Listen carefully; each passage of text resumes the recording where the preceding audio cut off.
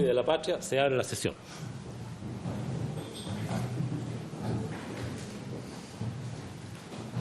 El acta de la sesión primera se da por aprobada por no haber sido objeto de observaciones. El acta de la sesión segunda queda a disposición. Quiero hacerle presente a la comisión que sigo presidiendo interinamente, dado que el presidente titular tuvo un accidente, nada grave, pero está en plena recuperación. Mañana se va a incorporar, pero doy la explicación para que se sepa. Fue en la pierna, así que...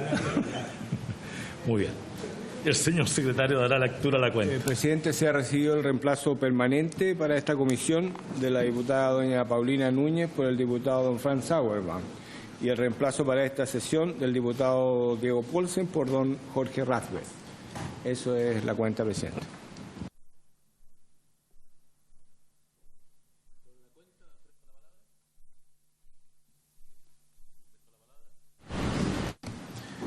Esta sesión ha sido citada con el propósito de recibir a don Fernando Barraza Luengo, director del Servicio de Impuestos Internos, quien se encuentra ya presente en la sala y que expondrá al tenor de la materia contenida en el mandato.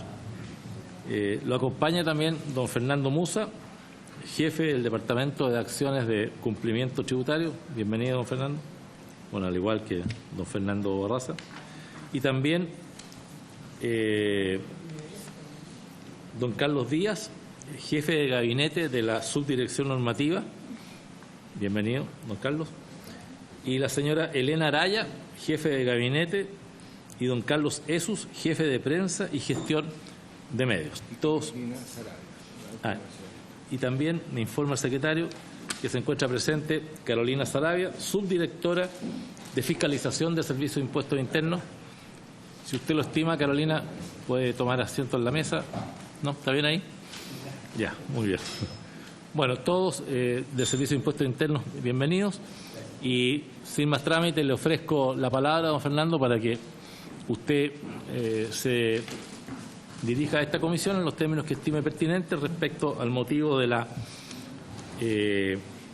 Comisión Especial Investigadora, que, como usted bien sabe, recae sobre los actos del Gobierno, entre ellos su servicio, relacionados con la fiscalización de operaciones financieras entre Bancaria Inversiones Limitada y Bancaria Investment u otra empresa con domicilio en paraísos fiscales entre el año 2015 y el año 2019.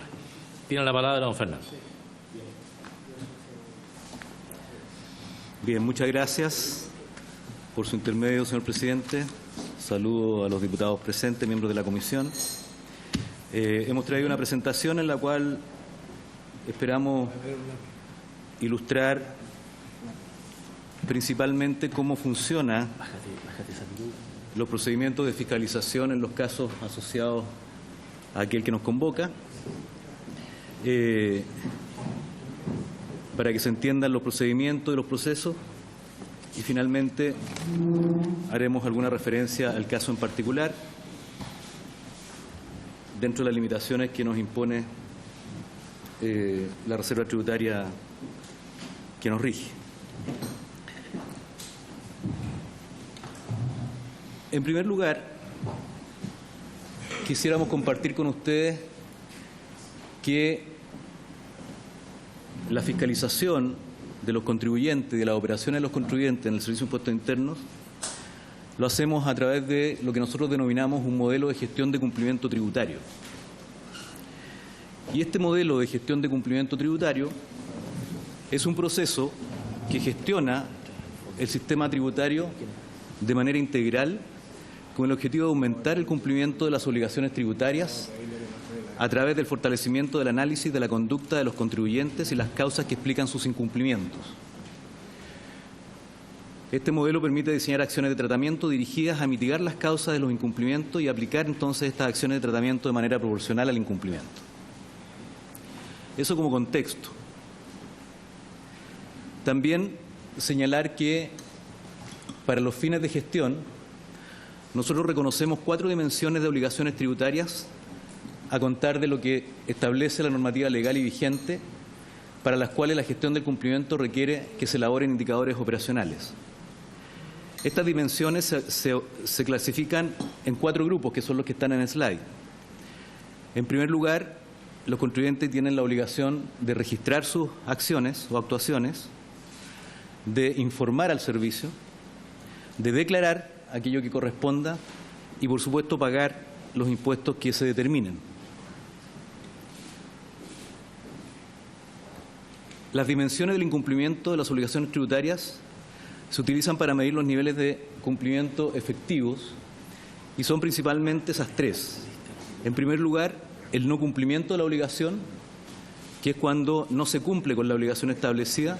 Por ejemplo, la obligación de presentar un formulario de impuesto y cumplido el plazo para hacerlo no es presentado. Eso es incumplimiento o no cumplimiento de la obligación. También identificamos los cumplimientos fuera de plazos, que si bien se cumple con la obligación de presentar el formulario, no se hace dentro del plazo legal establecido. Y por otro lado, el cumplimiento erróneo de la obligación, que es cuando se presenta un formulario de impuesto, pero este contiene inconsistencias, ya sea de fondo o de forma. También definimos lo que llamamos la brecha tributaria, que corresponde a la cuantificación de la diferencia entre el nivel de cumplimiento efectivo observado respecto de cada obligación tributaria y el cumplimiento debido y oportuno, es decir, la diferencia entre la obligación tributaria y el cumplimiento de la misma. Y aquí lo que hacemos básicamente es clasificar en base a una pirámide donde en la cúspide están aquellos contribuyentes que no desean cumplir, aquellos que cumplen si son controlados, aquellos que quieren cumplir y en la base los que cumplen. Asociado a cada contribuyente, nosotros establecemos también niveles de riesgo. Y el riesgo, como se señala allí, es la probabilidad de que un contribuyente dado no cumpla con sus obligaciones tributarias. En este sentido, el riesgo intrínseco de un contribuyente se encuentra directamente relacionado a su disposición a cumplir con las obligaciones tributarias en cualquiera de las 4 dimensiones: registro, información, declaración y pago, y con las consecuencias entonces que se tendría si no cumple con las mismas. Los riesgos específicos corresponden a riesgos de incumplimiento asociados a transacciones particulares y están relacionados a las obligaciones tributarias y se valoran de acuerdo a la probabilidad de ocurrencia y las consecuencias de su eventual materialización. La proporcionalidad es un atributo asociado a los programas de tratamiento. Los programas de tratamiento deben promover la proporcionalidad de las acciones en su aplicación, de tal forma que se ajuste la acción de tratamiento al nivel de riesgo específico detectado. De esa manera, no es lo mismo aplicar una acción de tratamiento ante un incumplimiento efectivo que frente a un error, por ejemplo. Las acciones de tratamiento son actuaciones emanadas del Servicio de Impuestos Internos dirigidas a todo el sistema tributario, a un segmento determinado de contribuyentes o a contribuyentes específicos, de modo que, relacionadas entre sí, dichas acciones logren un impacto mayor que al ser ejecutadas individualmente. Aplicar estas acciones de tratamiento proporcionales al nivel de riesgo mediante la intervención de las causas que gatillan los incumplimientos y o el fortalecimiento de aquellos que lo promueven. Consecuencialmente, origina una mejora en la conducta del contribuyente.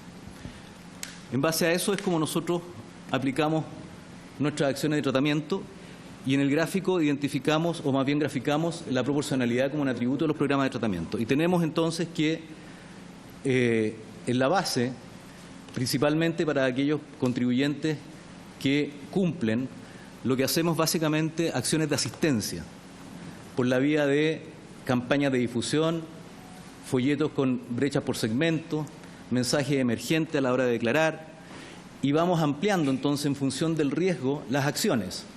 Si se dan cuenta, en la medida que se recorre esa curva, vemos que en la medida que se aumenta el riesgo vamos aplicando otro tipo de acciones, como por ejemplo correos electrónicos personalizados, atenciones telefónicas, revisiones, para llegar finalmente, controles en terreno, para llegar finalmente a auditorías, clausuras, precautorias, sanciones pecuniarias y finalmente, cuando el incumplimiento tiene un mayor riesgo, finalmente tenemos la facultad también de querellarnos. Es así como, entonces, de acuerdo al nivel de incumplimiento, nosotros vamos accionando acciones de tratamiento que denominamos proporcionales al riesgo de cumplimiento.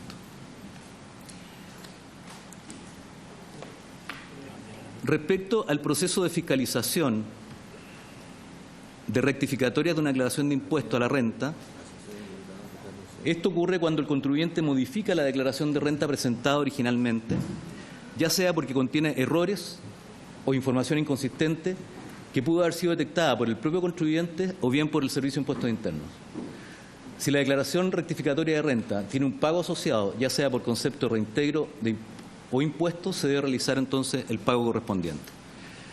Así funciona. Entonces los contribuyentes declaran el impuesto a la renta y pueden rectificar esas declaraciones cuando contienen errores o información inconsistente que puede ser detectada como señalada por el propio contribuyente o bien por la Administración Tributaria.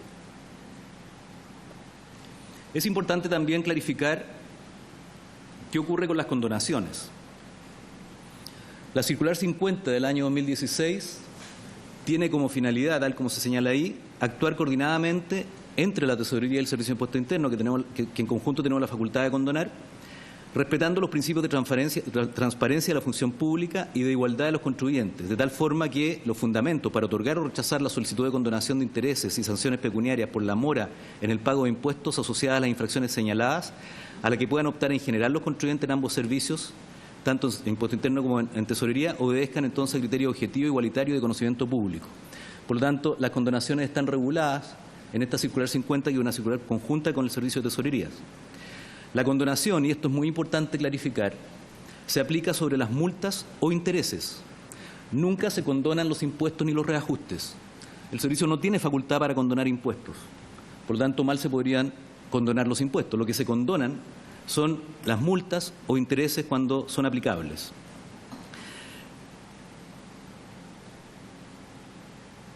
Respecto a eso, la circular 50 establece entonces criterios generales de condonación que se basan, por una parte, en la antigüedad de la deuda, y también se hace una distinción respecto al canal de pago que se utiliza para el pago de la deuda.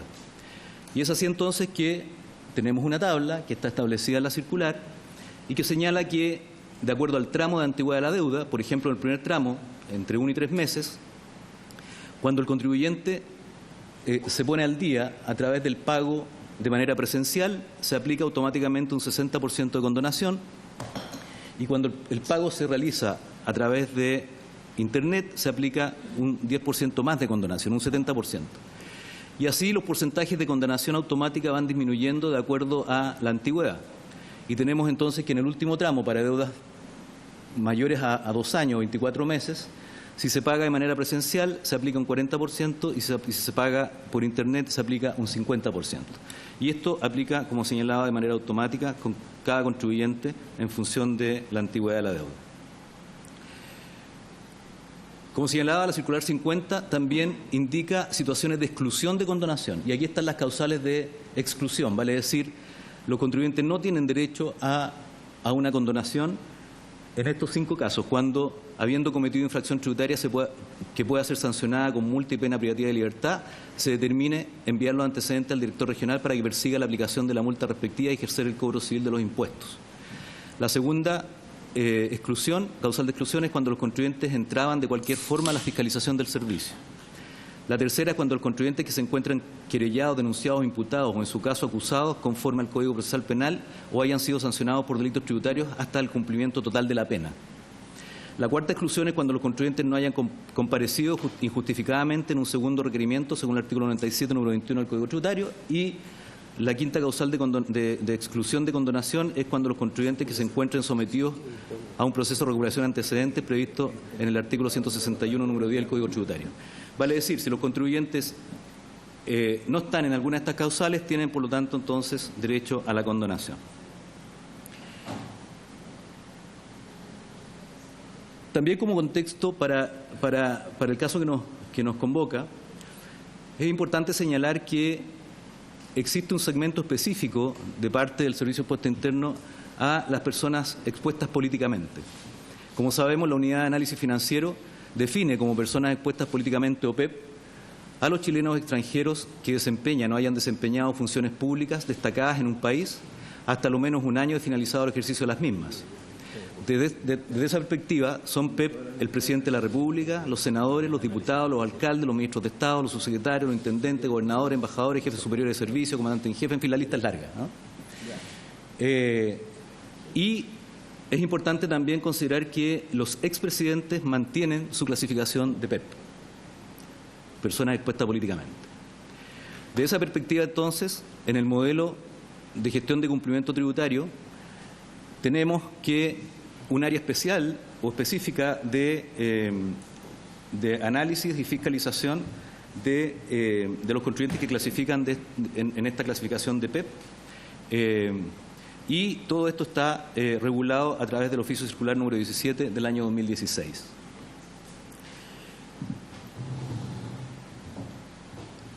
A su vez, nos parece también relevante contextualizar qué ocurre con las inversiones en el extranjero en materia de tributación fiscal interna. El artículo 3 de la Ley sobre Impuesto a la Renta establece dos tipos de fuentes, dos tipos de renta. La renta de fuente mundial, que afecta a las personas domiciliadas o residentes en Chile y donde se graban todas sus rentas sin importar el origen, ni denominación o naturaleza. Vale decir, un contribuyente que reside en el país debe responder por todas sus rentas de fuente mundial, en cualquier parte del mundo.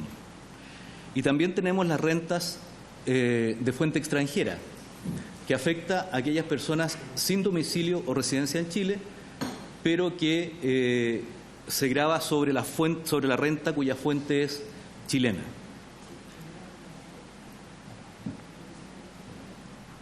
La oportunidad en que se reconocen en Chile las rentas extranjeras están definidas básicamente en dos artículos de la Ley de Impuesto a la Renta. El artículo 12, donde se establece el cómputo de las rentas de fuente extranjera, que señala que se consideran las rentas líquidas percibidas. Y en el caso de los PEP, en el caso de los establecimientos permanentes en el exterior, se consideran en Chile tanto las rentas percibidas como las devengadas, incluyendo los impuestos a la renta deudados o pagados en el extranjero. Y a su vez, el artículo 41G de la Ley de Impuesto a la Renta establece el tratamiento de las rentas pasivas, que establece que se consideran devengadas o percibidas las rentas pasivas percibidas o devengadas por sociedades controladas en el exterior, aun cuando dichas rentas se mantengan en el extranjero. Esa es la norma que en general, son las normas que en general aplican, normas y procedimientos que en general aplican a casos como el que nos convoca. De esa forma, entonces, los contribuyentes, cuando residen en Chile, tienen que iniciar actividades, declarar las modificaciones, hacer sus declaraciones de impuesto a la renta, si tienen inversión en el exterior, registrar o solicitar que sean registrados en un registro de inversión en el extranjero, o el RIE, y también tienen que hacer sus declaraciones juradas. Y cuando hacen inversión en el exterior, entonces tienen que también informar la inversión en el estado en el cual están invirtiendo.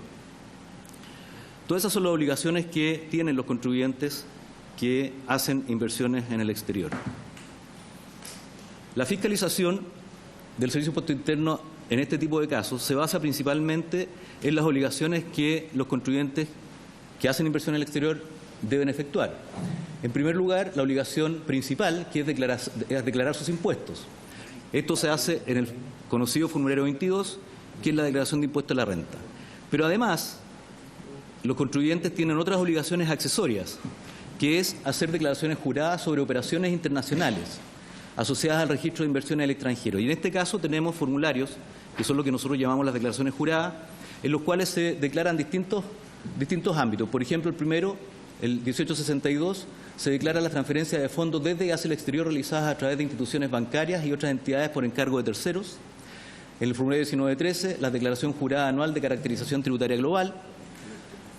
El formulario 1907, donde se declaran los precios de transferencia cuando existen. El formulario 1929, donde se declaran las operaciones en el exterior.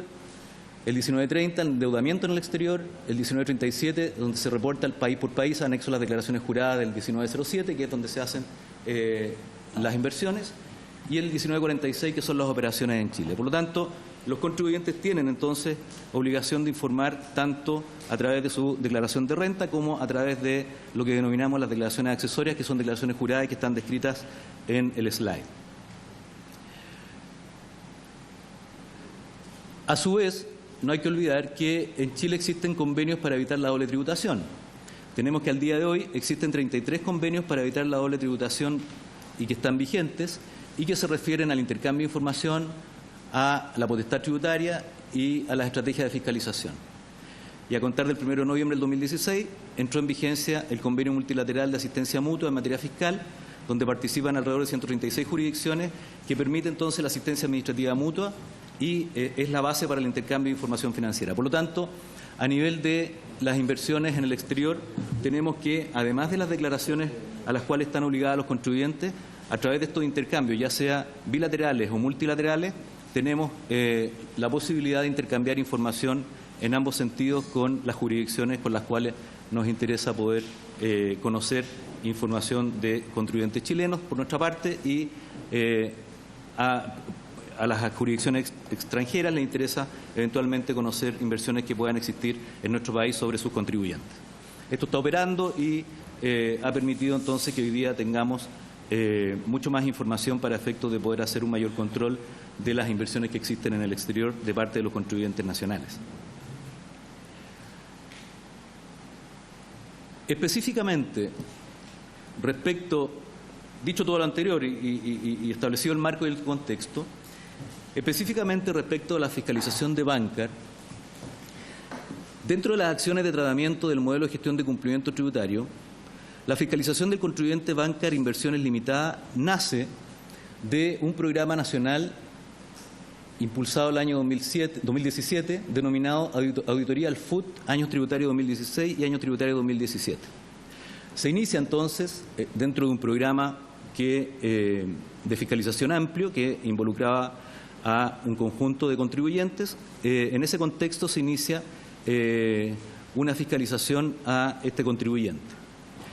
Y como parte de la revisión del caso, se analizaron las operaciones transfronterizas realizadas entre empresas relacionadas y que habían sido informadas por el propio contribuyente en sus respectivas declaraciones juradas correspondientes a los años tributarios 2016 y 2017. Vale decir, se hace un análisis entonces y respecto a estas operaciones transfronterizas en base a lo que el propio contribuyente había declarado. En el proceso de fiscalización, como ocurre habitualmente con todos los contribuyentes, se levantaron algunas observaciones en relación a las operaciones transfronterizas, las que apuntaban a la aplicación de intereses en las mismas que el servicio había determinado que no existían o que no estaban declarados. Producto de ese proceso, el contribuyente acogió lo determinado por el Servicio de Impuesto Interno y rectificó sus declaraciones de impuesto correspondientes a los años tributarios 2016 y 2017. De este mismo proceso de revisión se analizaron otras operaciones transfronterizas de otras sociedades, las que también fueron debidamente fiscalizadas por el Servicio de Impuesto Interno. En todos los casos se acogió lo determinado por el servicio y se rectificaron las respectivas declaraciones de impuesto a la renta. Respecto a la condonación, el contribuyente no se encontraba dentro de las exclusiones de condonación establecidas en la circular 50 del 2016, que señalé anteriormente, y por lo tanto tuvo derecho a obtenerla como todo contribuyente. La condonación, como señalaba también, aplica de manera automática cuando el pago de impuestos se realiza vía Internet. Para las declaraciones de impuesto a la renta, la ley no establece multas, pero sí el cobro de intereses, a los cuales se le aplica la condonación en base a lo establecido en la circular 50/2016. Por lo tanto, esto es relevante. En este caso no se condonaron impuestos, lo que se condonó fueron intereses. En lo específico, al contribuyente se le fiscalizó, se le cobraron los impuestos que correspondía con los reajustes de intereses asociados, aplicando las condonaciones que le corresponde a todo contribuyente, tal como la ley tributaria lo exige. Para concluir, es importante señalar que el Servicio de Impuesto Interno fiscalizó las operaciones objeto de esta comisión y se cobraron los respectivos impuestos. La rectificatoria presentada por el contribuyente, así como la condonación otorgada, no presenta ningún elemento diferenciador con otros contribuyentes que no presenten causales de exclusión. El contribuyente fiscalizado se relaciona con personas expuestas políticamente, como sabemos. El hecho noticioso sostenido por un medio periodístico se basa en un informe interno del Servicio de Impuesto Interno, obtenido de manera irregular. lo que sin embargo revela y confirma que el Servicio de Impuesto Interno estaba ejerciendo su labor fiscalizadora independiente de la condición del contribuyente. Dicho informe es parte de un proceso de fiscalización que estaba en desarrollo y obviamente por esa razón no da cuenta de las acciones posteriores. Consideramos lamentable y repudiable que se cuestione y ponga en duda la labor del servicio en base a información parcial y obtenida de manera irregular, lo que afecta obviamente nuestro quehacer fiscalizador. No obstante todo lo anterior, y reiterando lo sostenido, lo importante, señor presidente, por su intermedio a esta comisión, es señalar que se fiscalizaron las operaciones objeto de esta comisión y se cobraron debidamente los respectivos impuestos. Eso es lo que tengo para compartir con ustedes y, por supuesto, quedamos disponibles para aclarar cualquier duda o comentario. Gracias, señor presidente. Muy bien, muchas gracias, señor director. No sé si las personas que lo acompañan, don Fernando Musa o don Carlos Díaz, quieren hacer uso de la palabra, agregar algo más a lo que ya ha expuesto el señor director. Muy bien. ¿Qué quieres? ¿Quieres apagar eso? Ah, ya. Muy bien. Entiendo que la exposición suya, señor director, va a quedar a disposición de la comisión. Sí. ¿Será posible en el transcurso de la sesión tener algunas copias en papel? ¿Será posible que se la envíen a alguien? No. Por eso que la estoy pidiendo para que, por favor, si puede, secretario, tomar las medidas para que... Muy bien. Muy bien, señores diputados, habiéndose cumplido la intervención del señor director, ofrezco la palabra a quien quiera formular alguna pregunta al o a los invitados. Se ofrece la palabra.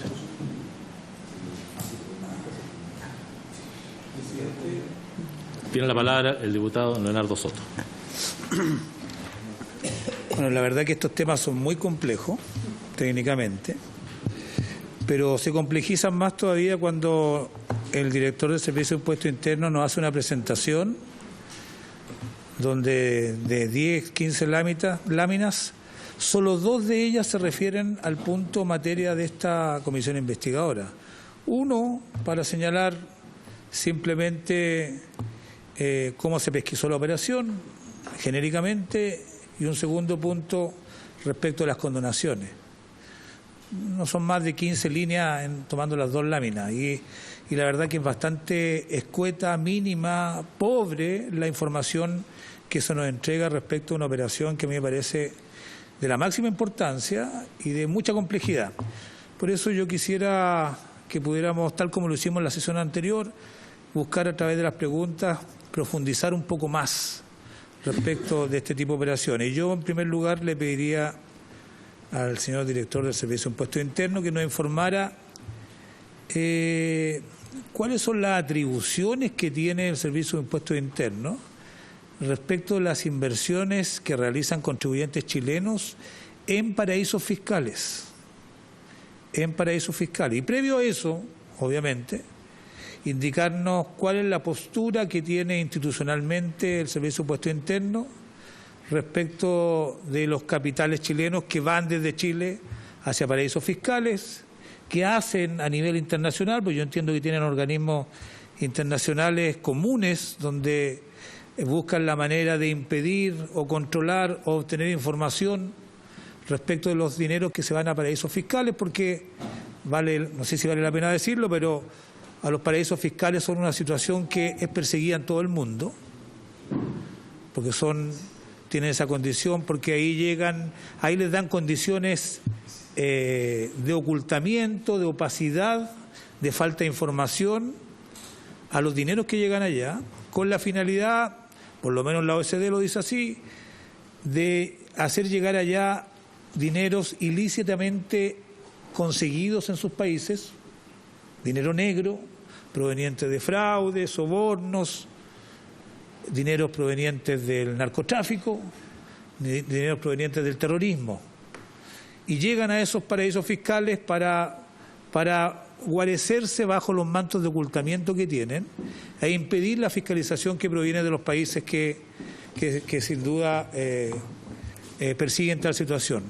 Yo quisiera partir mi intervención preguntándole cuál es la postura institucional del Servicio de Impuestos Internos respecto de capitales chilenos en paraísos fiscales, con esas aristas que estoy mencionando y en ese contexto. Y solo para ir afinando a este punto en particular de la empresa Bancar, que tiene un historial de, por lo que se cuenta en la prensa, historial de ir a guarecerse a estos paraísos fiscales, qué operaciones ellos han detectado respecto de esta empresa con paraísos fiscales.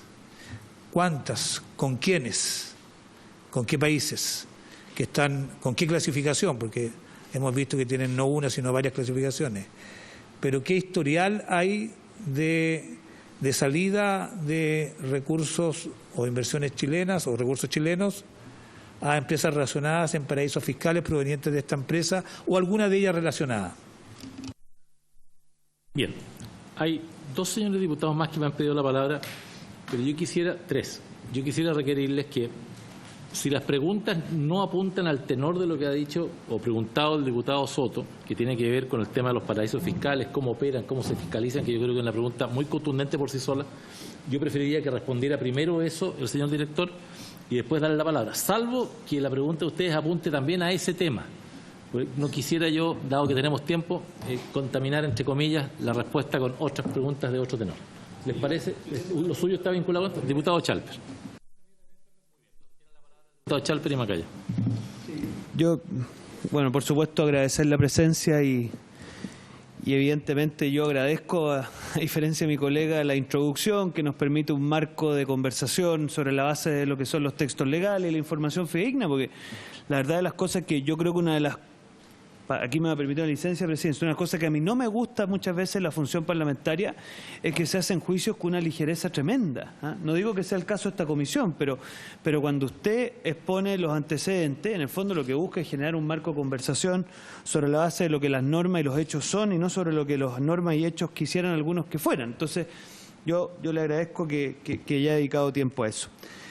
Yo quiero partir por preguntarle algo porque uno de los temas en discusión es qué sucede cuando una persona o un grupo de personas constituye una sociedad en el exterior, ¿no es cierto?, que es declarada, informada al Servicio de Impuestos Internos y después remesa, digamos, utilidades y paga los impuestos correspondientes. ¿Le genera alguna merma recaudatoria eso al Estado de Chile?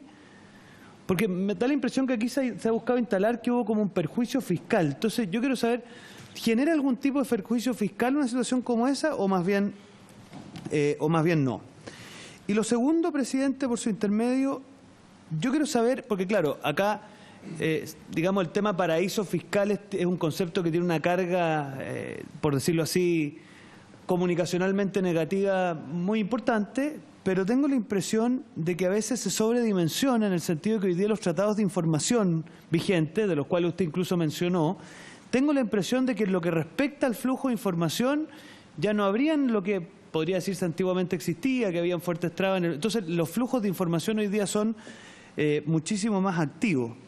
Y de hecho, yo de una de las reflexiones que yo hacía, que puedo estar equivocado, corríjame, señor Barraza, es que en definitiva, cuando usted retira utilidades en el exterior, a usted se le suscita un crédito por los impuestos que usted puede haber pagado en el exterior.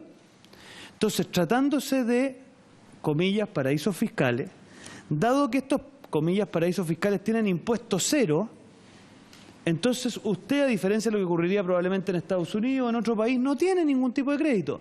Entonces, mire la paradoja.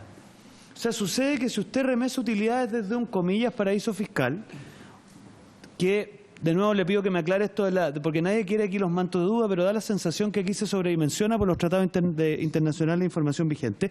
Si usted remesa utilidades desde un paraíso fiscal, al no tener crédito por el impuesto pagado, en el fondo, usted como Estado de Chile le aplica un impuesto mayor. O sea, mire la paradoja. Si usted remesa utilidades de un paraíso fiscal, paga más impuestos. Entonces hay casi como un beneficio fiscal. Mire estoy haciendo una... ¿ah? Pero yo creo que eso es importante, que acá como que... Yo creo que uno de los temas interesantes... No, yo estoy haciendo un silogismo básico, que es como de lógica aristotélica.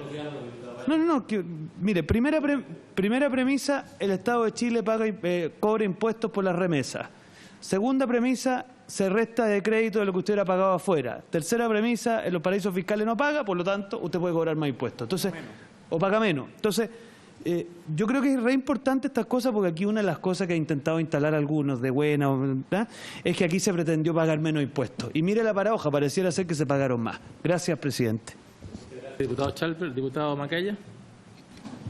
El diputado Chalper ha explicado muy bien. Me voy a hacer cargo de algo bastante similar a lo que él ha preguntado, pero no, en realidad no me voy a hacer cargo de nada. Voy a solamente preguntar al director del Servicio de Impuestos Internos para los efectos del eventual perjuicio fiscal de la utilización de un paraíso fiscal. Porque acá el diputado Soto manifiesta que 18 de las 20 láminas del director del Servicio de Impuestos Internos no tienen nada que ver con la operación en cuestión, pero justamente las críticas o el manto de duda que se ha puesto sobre las operaciones en cuestión tienen que ver con la vulneración de las cuestiones que están contenidas, principios y reglas tributarias que están contenidas en las otras 18 páginas. Así que yo creo que está absolutamente concatenada la información. O sea, pueden haber 2 páginas, pero que lo que se vulneraría o lo que se hubiese vulnerado está contenido en las otras 18 páginas. Y en eso, preguntar, porque acá el manto de duda o la cuestión que ha sido cuestionada en términos de opinión pública tiene que ver con la utilización del paraíso fiscal. Reitero la pregunta del diputado Chalper desde el punto de vista del perjuicio para el fisco de la utilización de un paraíso fiscal. Y una de esas láminas que menciona el diputado Soto, que no tienen que ver con esto, habla justamente de las rentas de un chileno domiciliado o residente en Chile y la tributación sobre sus rentas de fuente mundial. O sea, yo creo que ahí está explicado y desde la perspectiva también del deber de declarar. Y a mí me interesa porque lo mencionó muy al pasar, pero usted dice que esta fiscalización sobre estas rentas de fuente mundial, cuando se hizo toda esta operación de fiscalización de ciertos patrimonios altos, se basó en la información que habían entregado los propios contribuyentes, el registro que se hizo. En esa fiscalización, obviamente, ustedes me imagino que se encontraron con que estos montos habían sido registrados al momento de salir de Chile, la fuente de esa renta también tenía su acreditación por parte del Servicio de Impuestos Internos. Me gustaría saber, no solamente desde el punto de vista de cuando retornaron estas platas a Chile y la tributación de la que fueron objeto, sino que también desde el momento en que salieron, que hayan sido debidamente registradas y que no haya existido inconveniente con la acreditación de esa renta. Gracias, diputado Macaya. Diputado Winter, sobre el punto tiene la palabra. Sí, de hecho es parecida a lo que se ha tratado. Bueno, saludar a los invitados, agradecerles su presencia. La última frase de la última lámina tiene que ver con... La interpreto como que el servicio no está contento con haber sido cuestionado en esta comisión. Yo quisiera aclararles que la primera responsabilidad que nos otorga el artículo 52 de la Constitución a la Cámara de Diputados es fiscalizar los actos de gobierno. Este es un caso de la máxima gravedad sin adelantarme a las conclusiones que vamos a sacar de esto, pero tratemos de poner en contexto de qué estamos hablando. Estamos hablando de la utilización de paraísos fiscales que han sido descritos por el presidente de la República de la forma en que ya sabemos, ¿cierto? Estamos hablando de una situación que, sin adelantarme a las conclusiones, podría significar un perjuicio al fisco de parte de una empresa relacionada con personas políticamente expuestas, pero estas personas políticamente expuestas no son cualquier persona, es el jefe de Estado. Es el jefe de Estado y estaríamos hablando de multas e intereses aplicados por un servicio que es dependiente del mismo Estado, que de hecho el cargo que usted ostenta es designado por esta persona políticamente expuesta, que es de la que estamos hablando. Por lo tanto, es extremadamente importante. Pero además, porque el servicio que ustedes representan tiene en sus manos, en algo que yo creo que es un error legislativo de este país muy importante, la facultad de ejercer o no ejercer la acción penal, que yo creo que es una desneutralización completa de lo que es la acción penal. Concluido, yo creo que en la frase que todos conocemos, nuestra misión es recaudar impuestos y no meter empresarios a la cárcel, que es básicamente reprobar el examen ante la pregunta de qué es la acción penal, ¿ya? Yo quiero plantearle al servicio que hay muchos chilenos, entre los que me encuentro, que no conocemos bien el servicio por dentro. Y quiero que ocupemos esta oportunidad para entender bien cómo funciona. Yo en ese sentido agradezco la diapositiva que explican la circular 50, etcétera, son ilustrativas, pero quiero entender bien cómo llega a conocimiento del servicio este caso. Quiero entender el proceso interno. Hay un departamento, hay una persona encargada, hay un sistema de alerta. Incluso si ustedes me pudieran describir físicamente dentro del servicio dónde trabaja la persona. O sea, me gustaría que me explicaran punto por punto y en narrativa, mire, en el segundo piso hay un departamento que se llama tanto, ese departamento tiene una persona que es el encargado de estos asuntos internacionales. Esa persona todos los meses le llega tanto y tiene que avisarle a tal persona. Se lo avisa por memo, se lo avisa por un mail, se lo avisa en una reunión mensual, se lo avisa por teléfono, le manda un WhatsApp. Todo eso me gustaría entenderlo muy bien. Luego de eso, aclarar lo básico para empezar, que ya lo haríamos tener claro en esta comisión, pero todavía no está claro. ¿Cuánto era el impuesto? ¿Cuánto era la multa? ¿Por qué era la multa? ¿Cuánto era interés? Ya aprendimos en su exposición a distinguir multa de interés. Y agradezco la ilustración. ¿Pero cuánto? Y en segundo lugar, también en modo narrativa, me gustaría entender cómo llegan a la decisión de que hay que condonar, entiendo, solo el interés, perdón, solo la multa. ¿O entendí mal? Solo el interés. Me gustaría saber si hay una solicitud del contribuyente de que ocurra esta condonación. Si no hay una solicitud, si se aplica de forma automática, si cuando se le comunica al contribuyente que se va a aplicar que está multado, digamos, o que debe intereses, viene con la condonación ya hecha que se hace. Incluso me gustaría saber si lo hace el cálculo un computador o si lo hace una persona, pero sobre todo las comunicaciones entre servicio y contribuyente, ¿cómo ocurren? Se le cita, viene a una reunión, se le llama por teléfono, se le llama por mail, etcétera. Todo eso para quienes no trabajamos en el servicio de impuestos internos creo que es sumamente importante. Muchas gracias, presidente. Gracias, diputado Vinter. Tiene la palabra el señor Barraza para responder las tres preguntas. O sea, los tres diputados. Bien, muchas gracias, señor presidente. Por su intermedio intentaré responder. En primer lugar, lo planteado por el diputado Soto, por su intermedio, señor presidente. Lamento que encuentre pobre mi presentación, pero es importante también señalar, y lo dije a lo mejor muy al pasar, al comienzo de mi intervención, es que el Servicio de Impuestos Internos está obligado por el artículo 35 del Código Tributario a no develar la información de las rentas de los contribuyentes en ningún caso, incluidos los procesos de fiscalización a los cuales son sometidos. Por lo tanto, desde esa perspectiva, yo estoy obligado a tener que cumplir con ese mandato de la ley. Y por lo tanto, me van a disculpar, pero obviamente hay mucha información de detalle que en esta sesión yo no puedo compartir con ustedes ni con nadie. Por eso es que mi intervención fue más bien de contexto y al final detallé lo que pude detallar respecto a esta operación. Por lo tanto, preguntas o consultas que apunten hacia que yo les pueda compartir montos o información de detalle más precisa, lamentablemente no estoy en condiciones de poder satisfacerlas. Sin embargo, hay varias preguntas que se refieren a el proceso y algunas políticas y procedimientos que, por supuesto, con mucho gusto intentaré responder con la ayuda de los funcionarios que me acompañan. En primer lugar, respecto a los paraísos fiscales, es importante precisar que la legislación tributaria chilena permite que los contribuyentes puedan efectuar inversiones en cualquier parte del mundo, incluido lo que se denomina paraísos fiscales. Por lo tanto, el invertir o transferir dineros hacia los denominados paraísos fiscales no es una falta ni es un ilícito en sí mismo. Es importante tener en consideración aquello. Por lo tanto, el Servicio de Impuestos Internos no puede cuestionar el hecho de que un contribuyente decida transferir fondos, dineros o hacer inversiones en paraísos fiscales o en ningún estado fuera del territorio. Ahora, ¿qué es lo relevante? Lo relevante es que los contribuyentes, de acuerdo a la norma, están obligados a informarle al Servicio de Impuestos Internos.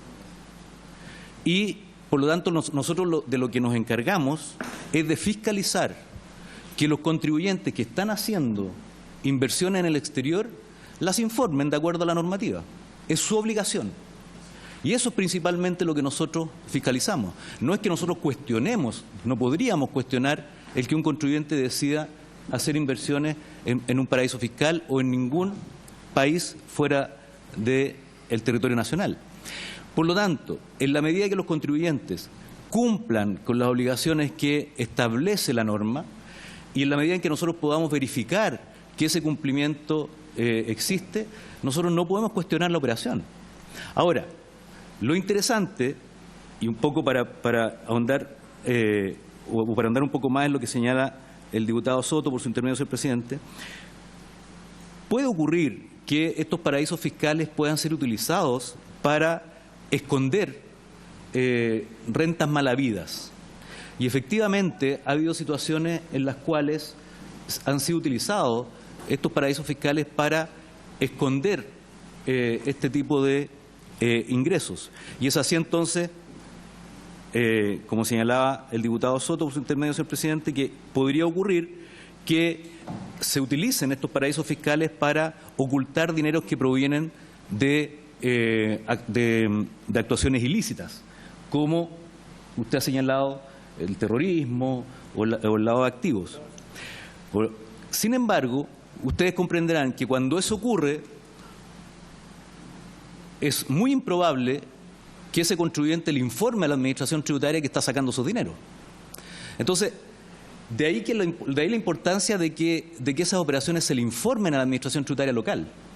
Ahora, antiguamente, las administraciones tributarias de todo el mundo no teníamos muchos elementos, ni herramientas, ni facultades para efecto de poder descubrir aquello. Sin embargo, en los últimos años, por distintas iniciativas, se ha ido estrechando cada vez más a nivel global el que los paraísos fiscales puedan ser utilizados para estos fines, por los distintos tratados de intercambio de información, ya sea bilateral como multilateralmente existen hoy día. Y por lo tanto se ha ido estrechando, se ha ido acercando cada vez más la posibilidad de que los contribuyentes de cualquier parte del mundo utilicen estos paraísos fiscales con ese propósito. Por lo tanto, lo relevante es que en la medida en que los contribuyentes chilenos que decidan hacer inversiones en otros países fuera del territorio cumplan con la normativa vigente, le informen al Servicio de Impuesto Interno de esas operaciones, tanto los dineros que salen como los dineros que ingresan, nosotros solo verificamos o solo podemos verificar que efectivamente lo que se está declarando cumple con la normativa vigente. Y para eso, obviamente, contamos con información que intercambiamos con los distintos estados. Y por lo tanto, entonces, es importante señalar o reiterar que lo que señalaba al comienzo, el invertir en un paraíso tributario o en cualquier otra parte del mundo no es una falta ni es un ilícito en sí mismo, en la medida en que esas operaciones son informadas a la Administración Tributaria local, en este caso al Servicio de Impuestos Internos. ¿Una interrupción, una contrapregunta? Sí, diputado Soto, sí. Solamente para preguntarle al señor director si su servicio o en el periodo en que él ha estado al mando del servicio han requerido información a las Islas Vírgenes Británicas respecto de remesas de dinero de empresas chilenas hacia ese paraíso fiscal. Y si existen tratados de intercambio de información vigentes entre el Servicio de Impuestos Internos de Chile y el de las Islas Vírgenes Británicas. Le respondo de inmediato. ¿Usted tiene información de inversiones en paraísos fiscales ahora o antes de empresas del Estado de Chile, como Codelco, como ENAP u otras en el tiempo?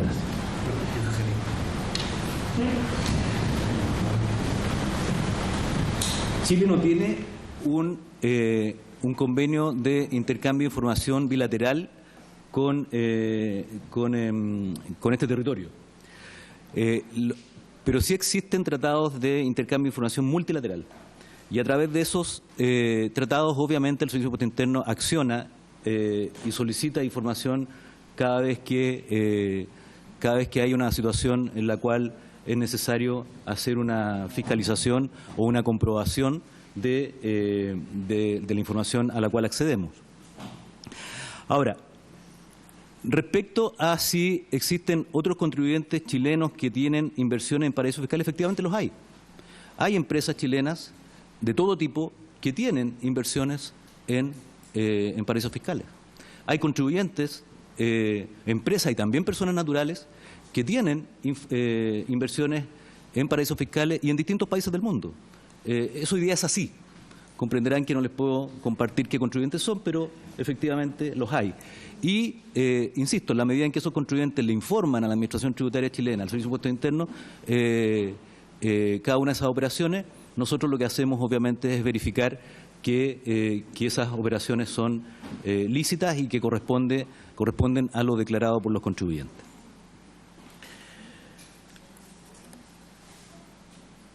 Y usted ni siquiera puede especificar si esas empresas son privadas o estatales. Las hay. Hay públicas y privadas. Muchas gracias. Es lo que puedo señalar. Ahora, y en el tiempo, esto es dinámico, ¿no? Hay empresas que han hecho inversiones en un periodo, las han liquidado, en fin, esto tampoco es permanente. Las empresas, de acuerdo a sus estrategias comerciales, obviamente utilizan distintos lugares para efectos de hacer sus negocios. Y esto se hace incluso no solo para invertir dinero, también se hace para efectos de crear sociedades a través de las cuales se invierten en otros países también. O sea, en el fondo, esto es bastante dinámico y, como digo, hay contribuyentes nacionales de distinta categoría o clasificación que invierten en el exterior, en paraísos fiscales o en territorios que no son clasificados o catalogados como denominados paraísos fiscales.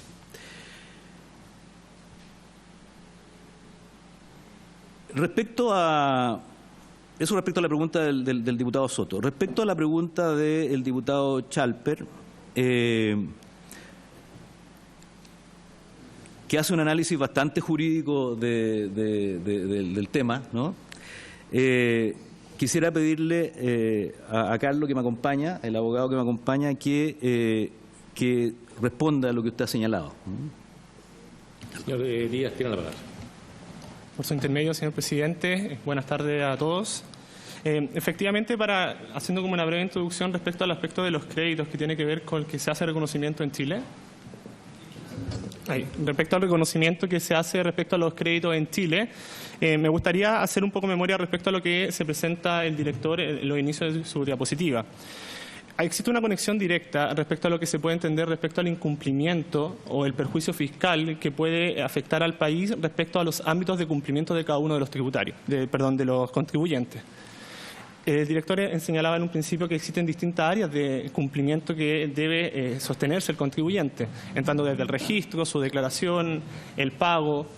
Entonces, cuando nosotros tenemos que ver cuál es el perjuicio fiscal, debemos ligarlo directamente respecto a estos 4 ámbitos de aplicación.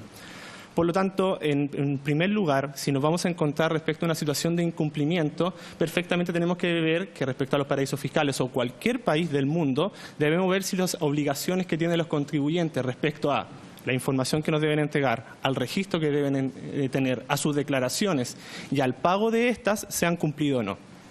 Entonces, cuando nos encontramos que respecto a estos 4 ámbitos que el Servicio de Impuestos Internos incluye en su gestión de cumplimiento tributario, estos no se van cumpliendo, van apareciendo las brechas. Y estas son las brechas las que en definitiva nos van mostrando cuándo un contribuyente va cumpliendo o no cumpliendo. Entonces, dicho lo anterior, cuando tenemos que hablar acerca del perjuicio o el área de incumplimiento de un contribuyente, más allá de hablar solamente acerca del reconocimiento de créditos en el país o no, debemos entrar a hablar acerca si se cumplen estos 4 ámbitos, que son su registro, su declaración, su pago y siempre se me queda uno que es el de información. Eso es lo que podemos señalar, señor Chalper. Yo contrapreguntarle, señor Díaz, ¿cuál es entonces el beneficio para un inversionista público o privado de poner sus platas en el exterior en un paraíso fiscal? Porque pareciera ser que tributariamente, al final de cuentas, lo va a tener que traer igual al país y va a pagar más impuestos. Puede ser, digamos, que le rente más afuera. Puede ser, en el caso del expresidente de la República, también evitar un factor muy importante que es el conflicto de intereses. porque si los recursos están invertidos en el país, permanentemente se está cuestionando las decisiones políticas o legislativas que se adoptan. Pero olvidemos del contexto de una persona como él. ¿Cuál es el incentivo para que un chileno quiera tener la plata en un paraíso fiscal desde el punto de vista tributario? Como señaló el director en su anterior respuesta al diputado Soto, se señala abiertamente que per se el invertir en el extranjero no es una situación que sea impugnable o reprochable de antemano. Existe total libertad de los contribuyentes de poder llevar sus inversiones en los lugares correspondientes. ¿Cuál es la obligación que ellos tienen? Cumplir estos 4 ámbitos que señalábamos anteriormente. Ahora, ¿qué es lo que lleva a ellos a llevar estos dineros a un país distinto? Bueno, esas son las que uno puede llamar respecto a sus motivaciones de negocios. Los contribuyentes pueden tener una motivación de negocio distinta, la cual puede ser bastante plausible y en algunos casos, por supuesto, es aceptada por el Servicio de Impuestos Internos. ¿Basado en qué? Basado en la premisa de que llevar los dineros al extranjero, siempre y cuando cumpla con cada una de sus obligaciones tributarias principales y accesorias, ellos lo pueden llevar adelante. Sus motivaciones, bueno, las motivaciones de negocio son las que principalmente ellos pueden tener y están dentro de su ámbito y autonomía de voluntad poder hacerlo. ¿Retoma, señor Barraza? Sí. Gracias.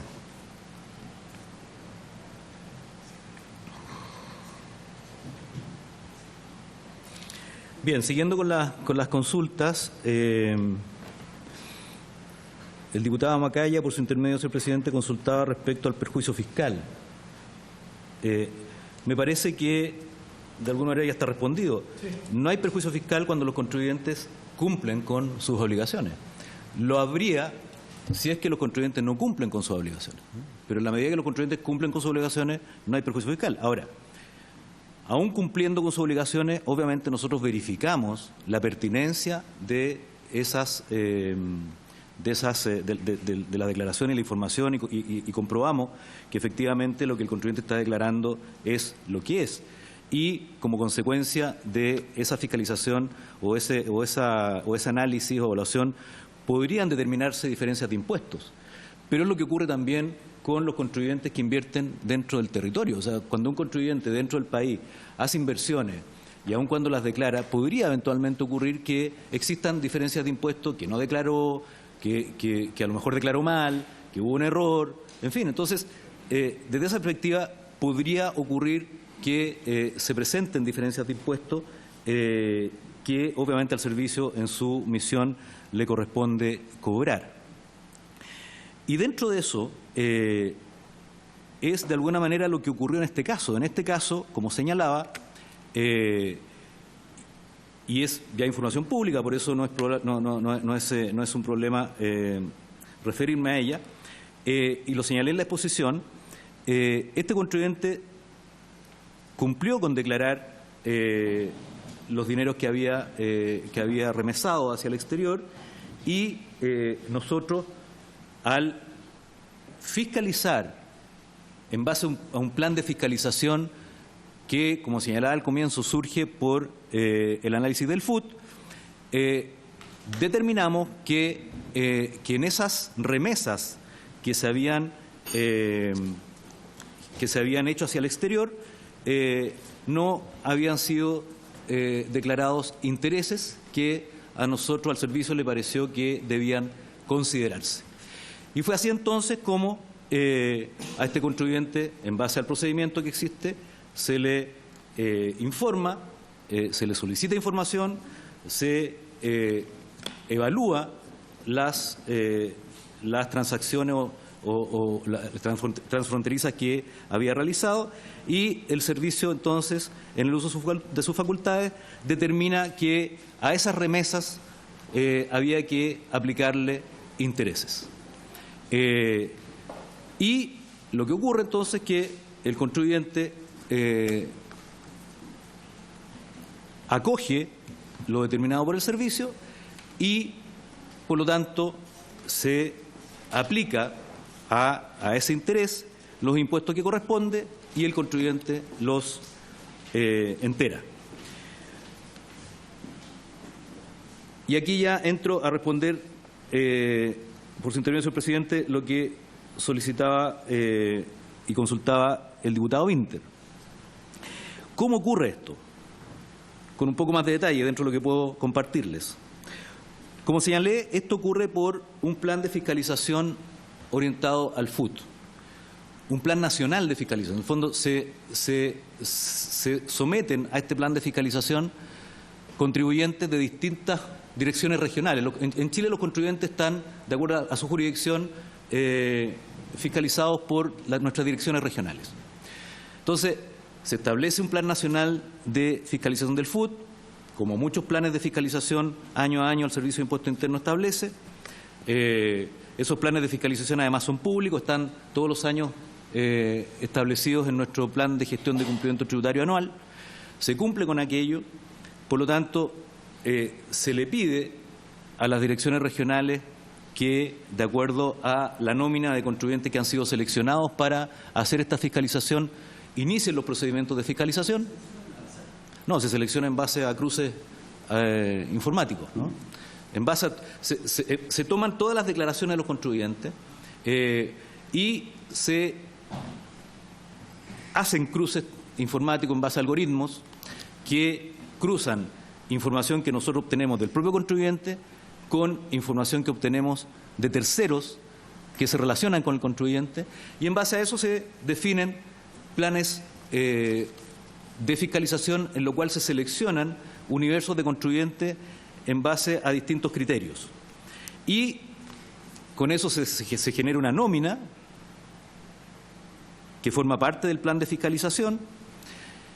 Esa nómina, en base a la jurisdicción de los contribuyentes, se le envía a las direcciones regionales para que ellos, que son quienes tienen las facultades de fiscalizar operativamente, cumplan con el programa de fiscalización. Y eso fue lo que ocurrió aquí también. En el fondo, se selecciona a este contribuyente dentro de una nómina de distintos contribuyentes para efectos de iniciar el plan de fiscalización que ya señalé. ¿Esas nóminas son cuantitativamente grandes? Estamos hablando de 50, 100, 200. ¿De qué orden, de qué magnitud de contribuyentes se inspeccionan año a año? Depende de lo que se quiera fiscalizar, ¿no? Usted comprenderá que situaciones como más complejas desde el punto de vista tributario, obviamente el número de contribuyentes es más bajo, puesto que no todos los contribuyentes son los que hacen operaciones más complejas. Entonces tiene que ver más bien con lo que se esté fiscalizando. En algunos casos son nóminas grandes, de miles de contribuyentes, en otros casos son nóminas de cientos de contribuyentes. Hay algo que no entendí, pero específicamente de este punto. Cruces informáticos de un algoritmo entre lo declarado por el contribuyente y lo declarado por terceros que se relacionan al contribuyente. ¿Cito correctamente? Sí. Perfecto.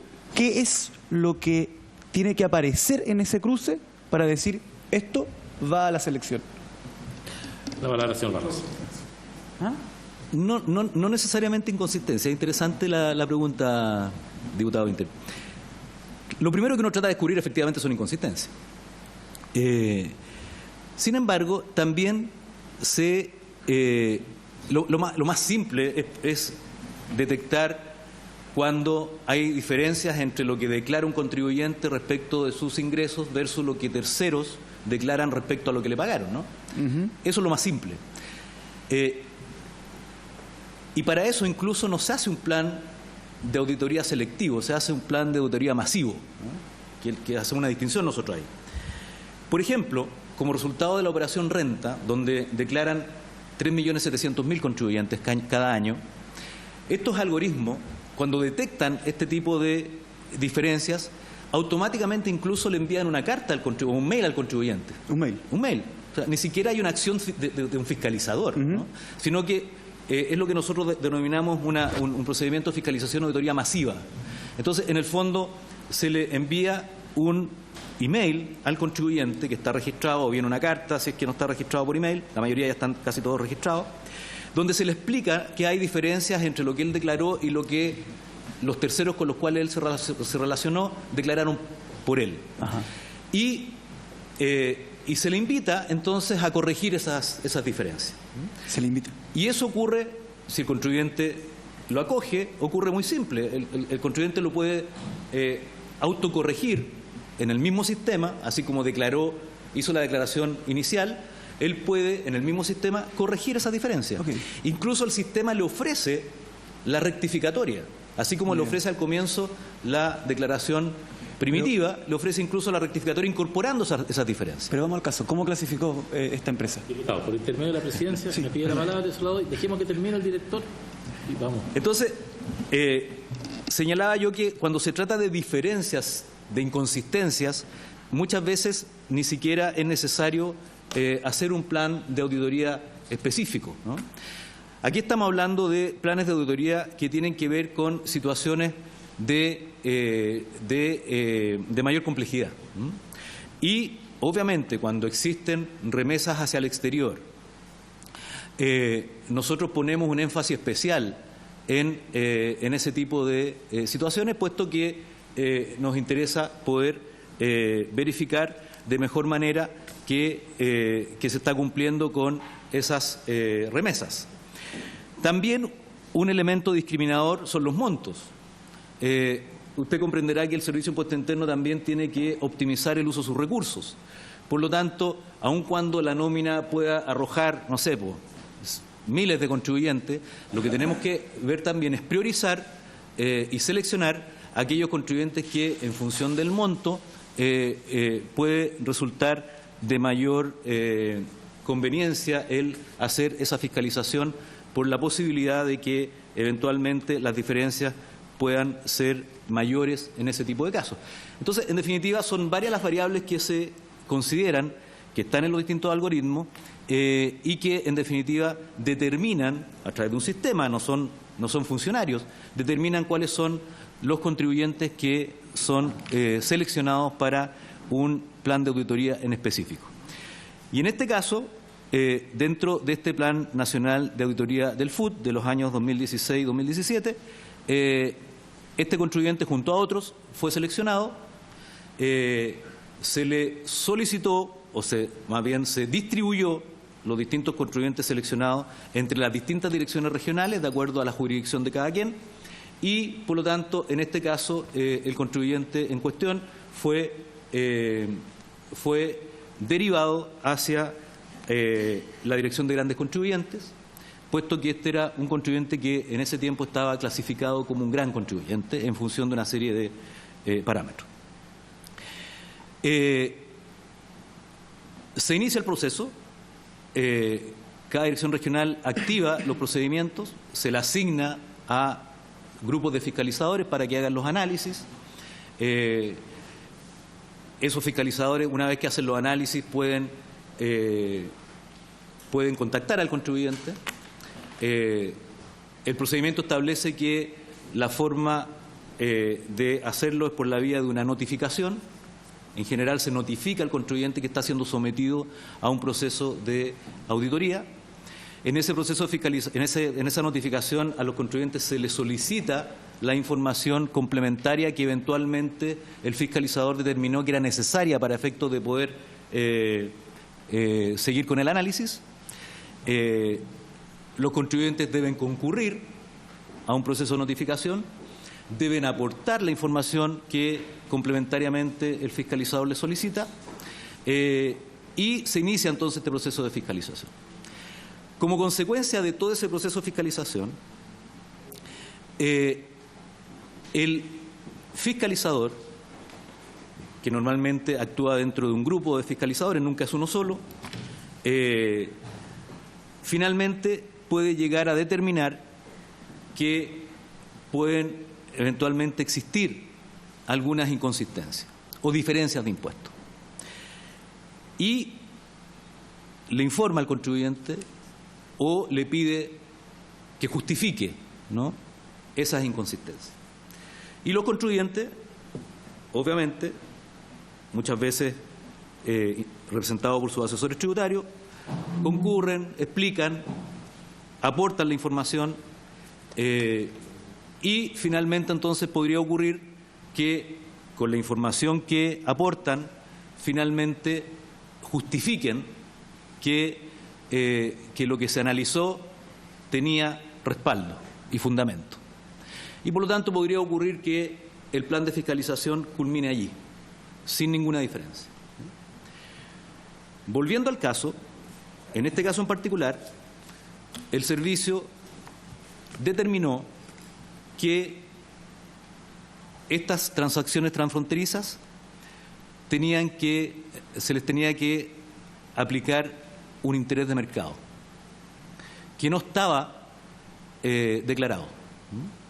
Y por lo tanto, siguiendo con el procedimiento, obviamente se hizo una valoración de estos traspasos transfronterizos y se llegó a determinar una tasa de interés en función de, y lo que está establecido en la normativa, en función de situaciones similares que podrían ocurrir con tasas de interés de mercado. Y ante eso, el contribuyente tiene dos alternativas. Tiene la alternativa de no acoger lo determinado por el servicio y por lo tanto se abre un camino de controversia entre el servicio y el contribuyente. Esto puede ser por mail o puede ser también en reuniones con los contribuyentes. Y por lo tanto el contribuyente podría insistir en su posición y por lo tanto no acoger lo determinado por el servicio, en cuyo caso se abre una controversia, sigue un camino. En ese caso el servicio lo que hace es liquidar las diferencias. Ese contribuyente las puede reclamar, esas diferencias. Existen las instancias de reclamación interna administrativa donde el contribuyente puede perfectamente reclamarlas. El servicio puede persistir o no, y se abre todo un camino de controversia que puede llegar incluso a los tribunales tributarios y finalmente puede llegar hasta las Cortes. Ese es el camino cuando el contribuyente insiste en su posición y se abre entonces, y el impuesto interno también, y por lo tanto se puede abrir esta controversia. Pero también existe la alternativa de que el contribuyente acepte o se acoja a lo determinado por el servicio. Y en ese caso, entonces, lo que corresponde es que el contribuyente rectifique su declaración. Y fue lo que ocurrió en este caso. En este caso, el contribuyente acogió lo determinado por el servicio y, por lo tanto, rectificó su declaración de renta original, en la cual se producía una diferencia de impuestos y pagó esta diferencia de manera electrónica. Y al pagarla de manera electrónica, como a cualquier contribuyente, aplica entonces la circular 50 que yo señalé, que establece las condonaciones.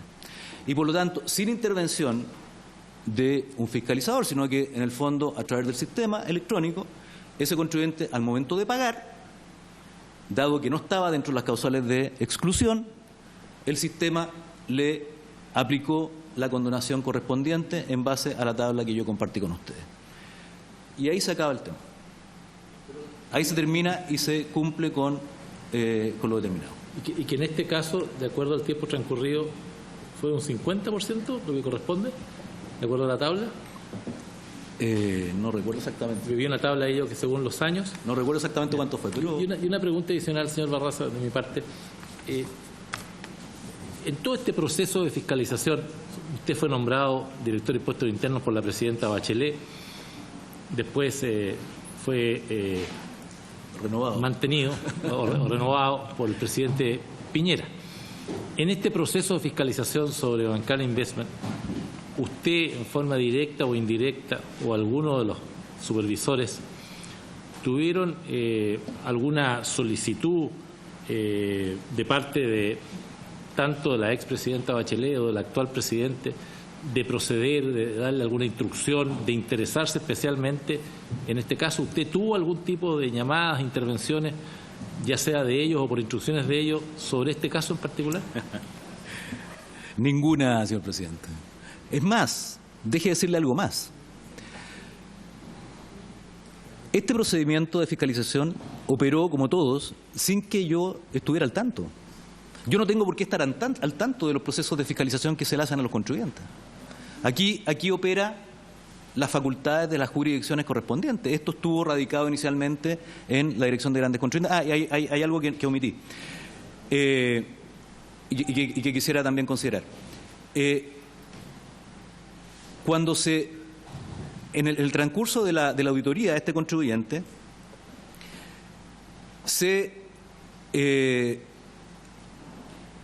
los funcionarios que estaban a cargo de la fiscalización se dan cuenta de que este era un contribuyente que estaba relacionado con PEP. ¿Cómo? Con personas políticamente expuestas.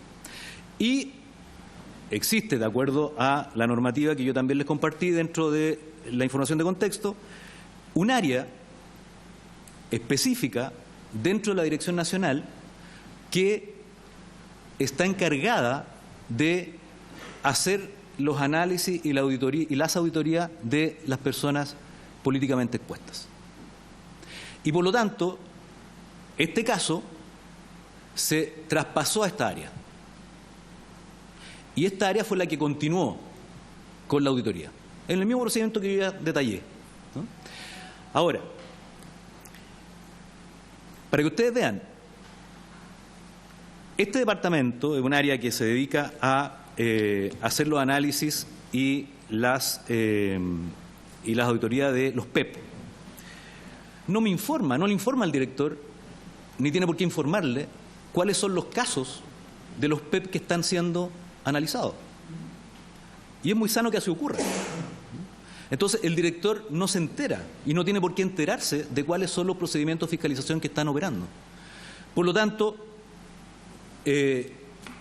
aun cuando alguien me hubiese llamado por este u otro caso, yo no tenía información de lo que estaba ocurriendo con este caso ni con otro.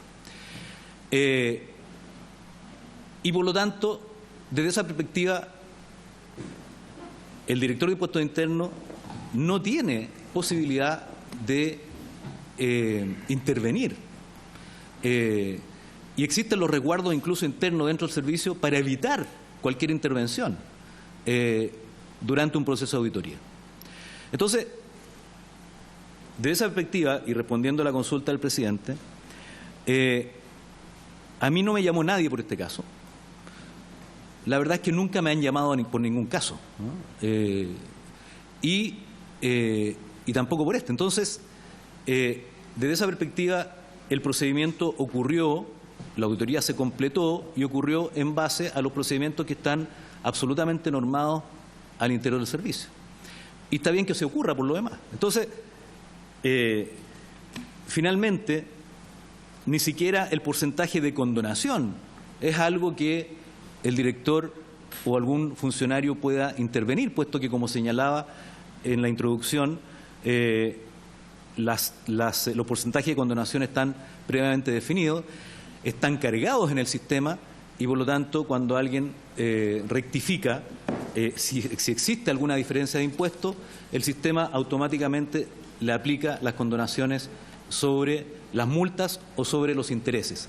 Aquí, por tratarse de una rectificatoria, no había multas, habían solo intereses. Por lo tanto, el sistema aplicó la condonación correspondiente sobre los intereses y, finalmente, entonces, el contribuyente pagó lo que determinó el Servicio de Impuesto Interno en base al análisis y a la auditoría que realizó. Muchas gracias, señor Barraza. Me han pedido la palabra varios. Voy a darle preferencia a los diputados que no han podido todavía formular preguntas. Tiene la palabra el diputado Frank Sauerman, enseguida el diputado Jorge Alessandri y después me ha pedido la palabra el diputado Vintel, Soto y Melero. Gracias. Gracias, presidente. Dos breves preguntas, director. Usted ha hecho alusión en su exposición que las declaraciones por Internet son frecuentes y que este contribuyente hizo su declaración por Internet, como consecuencia tuvo, ¿cierto?, la rebaja del 50% aproximadamente, ¿cierto?, en sus impuestos y en sus multas. Entonces, sería importante que usted dijera qué porcentaje de estas transacciones se hacen cotidianamente, porque pareciera que esto fuera una excepción, pero quienes somos o hemos sido emprendedores y tributamos, conocemos que los trámites básicamente se hacen por Internet hoy día y no presencialmente, pero sería bueno que usted lo dijera para que quedara claramente establecido que es una actividad recurrente. Y la segunda, respecto, también lo dijo a la pasada en la exposición. En el impuesto interno tiene una norma legal, cierto, que prohíbe al Servicio de Impuestos Internos entregar información protegida y debe haber una reserva. Esta situación no ha ocurrido en este caso y este reportaje periodístico que lo hemos conocido, como usted lo dijo, se basó en un informe incompleto. Y por lo tanto nosotros suponemos, lo conversamos aquí la semana pasada, pero queremos saber de su boca si efectivamente existe algún sumario o alguna investigación respecto de esta información que se filtró específicamente de un contribuyente. Y también es importante dejar claramente establecido que esta investigación se hizo cuando el presidente de la República ya no era presidente de la República, el 2016 y el 2017 en el gobierno de la presidenta Bachelet. Eso, presidente, gracias. Sí, un segundo, diputado Soto, intuyo mal que usted tiene algún compromiso legislativo. Le voy a dar la palabra a usted antes para que pueda hacerlo. Yo soy el que dirijo, así que tiene usted la palabra, señor Soto. Gracias, presidente. Sí, efectivamente, se va a votar en la Comisión de Constitución el proyecto de protección de infraestructura crítica y están en medio del debate. Así que yo, gracias por el gesto de permitirme hacer una pregunta y a continuación, lamentablemente, voy a tener que retirarme. Pero, bueno, lo primero es decir que el contexto de este proyecto, de esta comisión investigadora, tiene que ver con paraísos fiscales que son repudiados en todo el mundo. La OECD los define básicamente, salvo en esta mesa que es donde gozan de mucho aprecio. Opinión. Bueno, pero yo puedo dar mi opinión, vivimos en una democracia donde existe libertad de opinión y yo puedo valorar lo que he escuchado acá, porque he escuchado loas a los paraísos fiscales, de cómo son lugares donde incluso se llegó a decir aquí que se paga más impuestos que en nuestro país o en otras partes del mundo, cuando la verdad es que los paraísos fiscales, y yo creo que es el punto de partida de esto, son sectores repudiados en todo el mundo, porque tienen 3 o 4 características que son muy graves. La primera, que los que llegan ahí con sus capitales, con sus dineros de países como Chile, no pagan ningún impuesto, 0 impuestos. Y si hay algún impuesto, es nominal, no se paga impuesto. Mire que macanudo, los que van allá van a evadir impuestos. Y segundo, ellos niegan todo tipo de información respecto de las personas que llegan a invertir ahí. Ir a invertir a estos paraísos fiscales, Panamá, están los Panama Papers, las Islas Vírgenes Británicas y muchos otros, garantizan anonimato a los que llevan dinero allá. Tercero, no exigen que uno esté domiciliado allá. Las empresas de papel que llegan allá con muchos recursos, muchos capitales, la inmensa mayoría mal habidos, ni siquiera sus titulares aparecen o visitan el país o tienen domicilio en el país. Muchas veces, como ocurre con los hijos del presidente Piñera, viven acá, hacen toda su actividad acá, pero tienen su dinero en un paraíso fiscal. Y eso efectivamente no está prohibido, porque es parte de la situación aberrante en que funciona la economía y la globalización en el mundo. Pero yo no puedo dejar como asentado de que los paraísos fiscales son más gravosos que Chile para los capitales que van hacia allá. Segundo, presidente, por lo que yo entiendo de la exposición del director del Servicio de Impuestos Internos, hicieron una fiscalización a través de un programa nacional, aleatorio, con ciertos criterios que están preestablecidos. Usted dijo que uno de los criterios de fiscalización eran operaciones de alta complejidad, otro con montos altos, y así otros criterios de fiscalización determinaron que se fiscalizara banca limitada. Yo quiero saber si dentro de esos criterios de fiscalización está el hecho de que se invierta en paraísos fiscales. Si es una de las variables de este polinomio, de esta ecuación, que de forma muy objetiva determina a cuáles hay que fiscalizar. Segundo, si están también operaciones entre empresas relacionadas. Empresas relacionadas son lo peor dentro de un libre mercado porque son contribuyentes distintos que pareciera que compiten, pero tienen personas que están relacionadas por distintas situaciones y que lo usan para vulnerar el mercado. Quiero saber si ese segundo criterio, empresa relacionada, forma parte de los criterios de fiscalización. Tercero, yo entiendo que el problema con bancas limitadas es que fue en este procedimiento detectado y fiscalizado. Y ahí fue descubierto que ellos habían hecho una remesa de cerca de 100 millones de dólares, según dice la prensa, a las Islas Vírgenes Británicas, a una inversión a la empresa de su hijo, y no habían colocado ningún interés en esa operación comercial. No habían señalado que era un préstamo, era una operación comercial que generaba intereses, de acuerdo a los antecedentes que ustedes disponían. Es decir, ocultó la información respecto del carácter exacto de la operación comercial.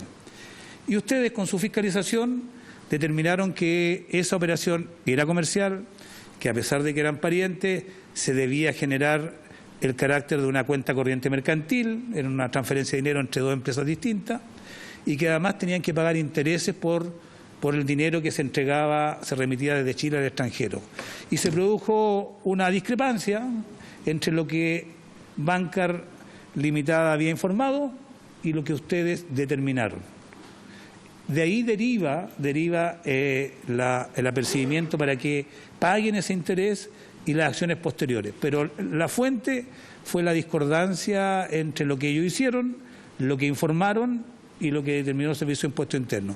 En ese sentido, me gustaría preguntarle, este contribuyente Bancar Limitada, que sacó 100 millones de dólares aproximadamente a estas Islas Vírgenes Británicas, para invertirlos o colocarlos o prestarlos a una empresa relacionada con el presidente de la República, que era la de sus hijos. ¿Cómo definieron esa inversión? ¿Qué concepto utilizaron para definir esa remesa de dinero de acuerdo a todas estas declaraciones juradas que ustedes señalaron? ¿Qué es lo que le dijeron al Servicio de Impuesto Interno que ustedes finalmente descartaron, rechazaron y que obligaron a pagar un interés bastante millonario también? Muchas gracias, diputado Soto. Tiene la palabra por último, el diputado Alessandro.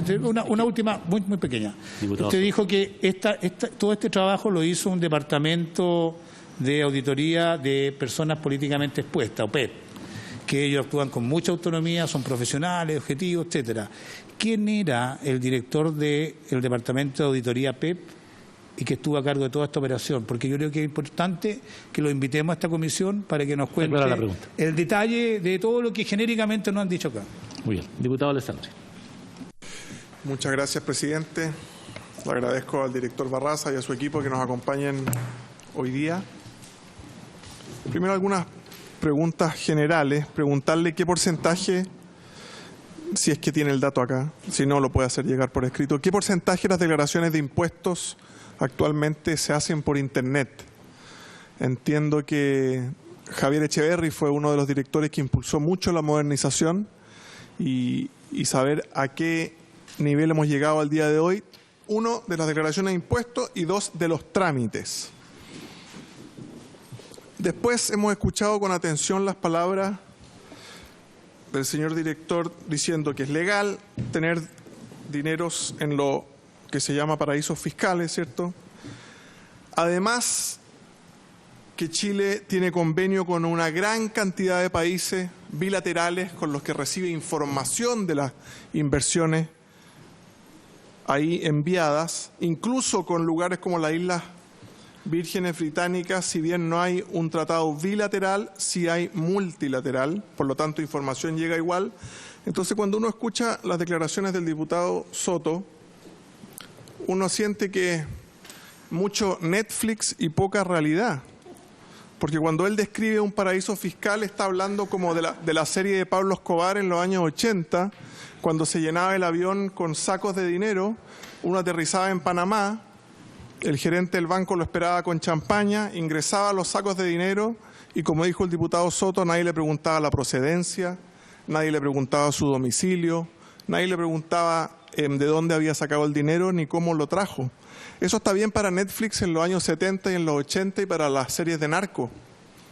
Pero creo yo que especialmente después del atentado a las Torres Gemelas, cambió el nivel de información que tienen los países, cambió el nivel de información que entregan los bancos.